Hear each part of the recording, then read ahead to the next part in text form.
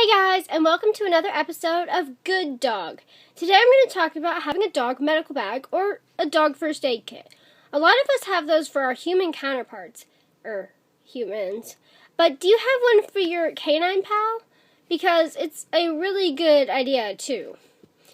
So I'll just show you what I have in mind. You don't have to have all of these items or even half of them, but it's a really good idea to have some of them just in case of an emergency. So let's get started. Alright, so here it is. It's just a old purse. It's nothing fancy. I just got it in an old purse, and so we'll just start grabbing things, and I'll tell you what's in them. So, right here,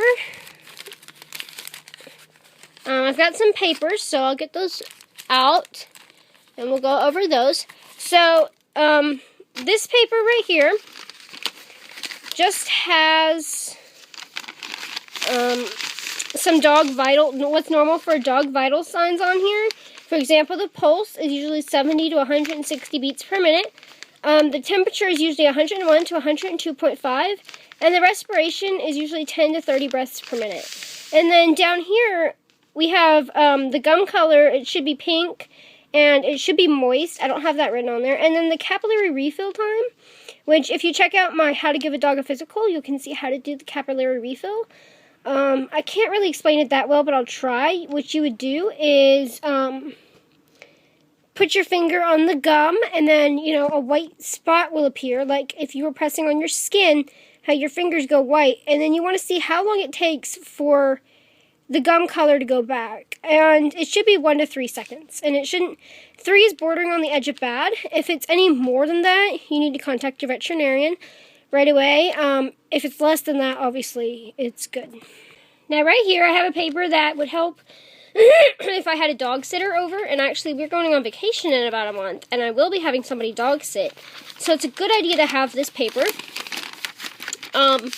So, on this paper, I have the number of my regular vet, and then I have the number of the local emergency vet and the addresses.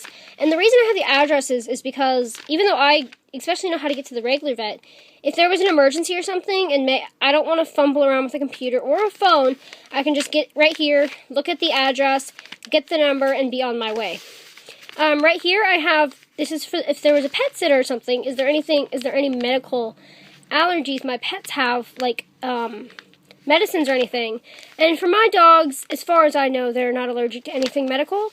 But if they were, you would want to put that on there, and you would probably also want to let your pet sitter know, as far as any other allergies.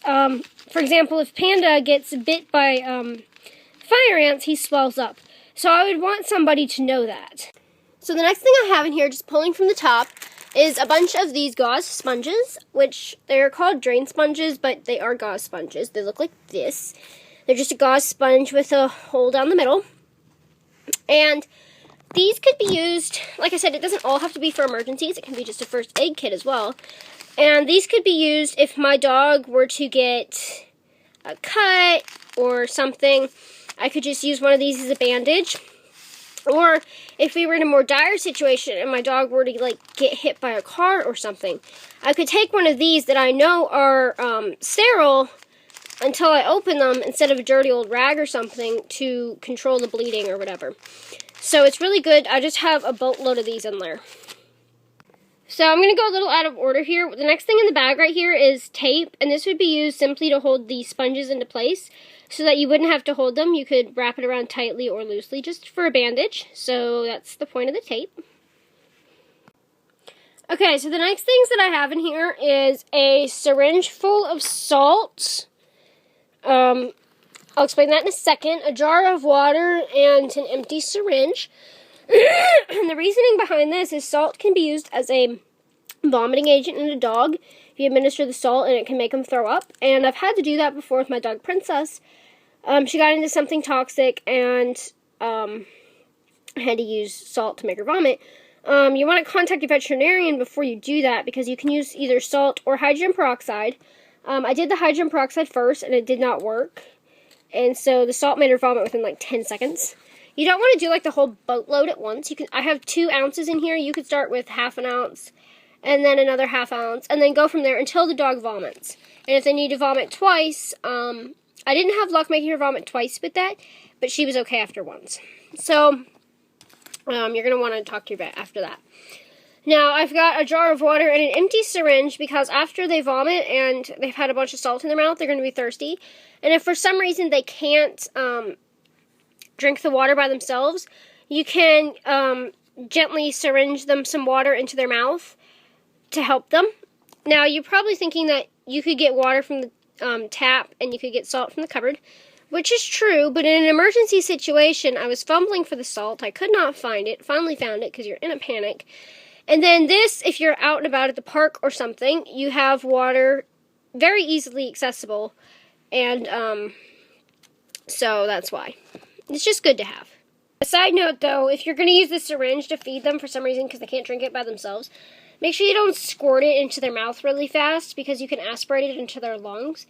Make sure you do it slowly so that they have time to actually swallow it.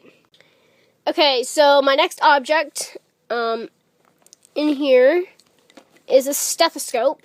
And this isn't really needed for emergency-wise, but as much as I just use it to give my dogs a good physical and that I can listen to their heart and lungs. So that's why I have that. Now, if they were in a car wreck or something, I guess you could, or hit by a car, you could use it to listen to their lungs if you wanted to. But the best thing is to just get them to the vet right away. So I just have this in here just for my personal use to listen to their lungs and stuff. So if I hear any wheezes or something that I don't normally hear in there, then I can contact my veterinarian and see what's the best plan of action to go from there. Okay, and then I've got a thermometer and Vaseline, and I don't use this very often, but if I were to use it, the ear thermometers don't work very well on my dogs, so I do use the rectal thermometers, and that's part of the reason I don't use it a lot. But if you were to use it, you would want Vaseline too, so you could coat the end of the thermometer.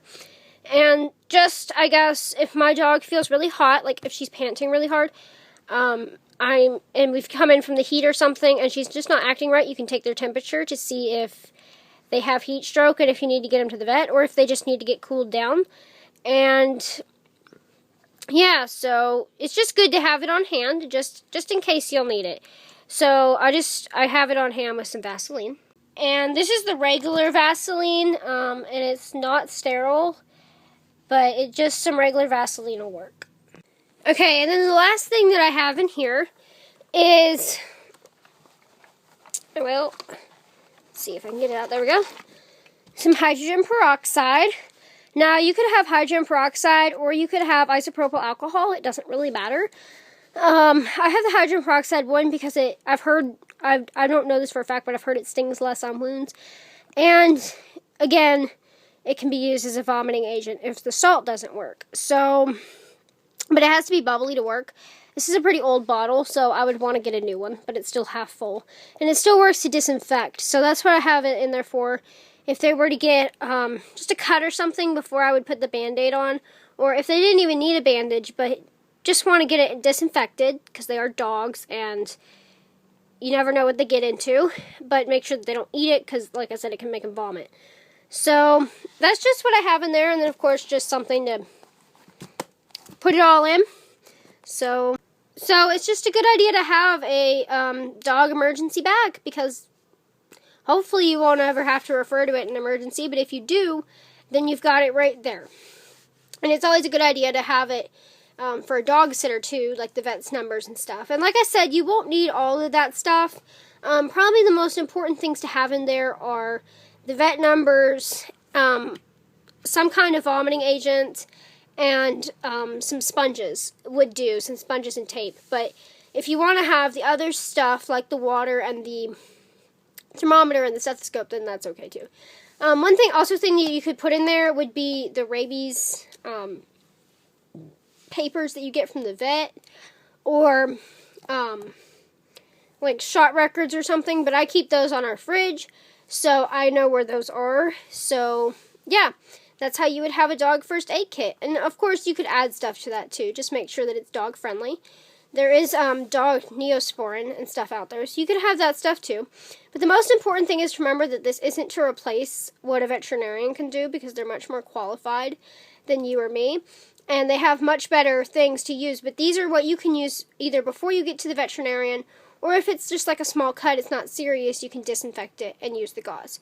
So thanks for watching. If you don't have a dog first aid kit, I strongly encourage you to make one, and have a good day, and stay safe, and hope your four-legged companion stays safe too. Bye.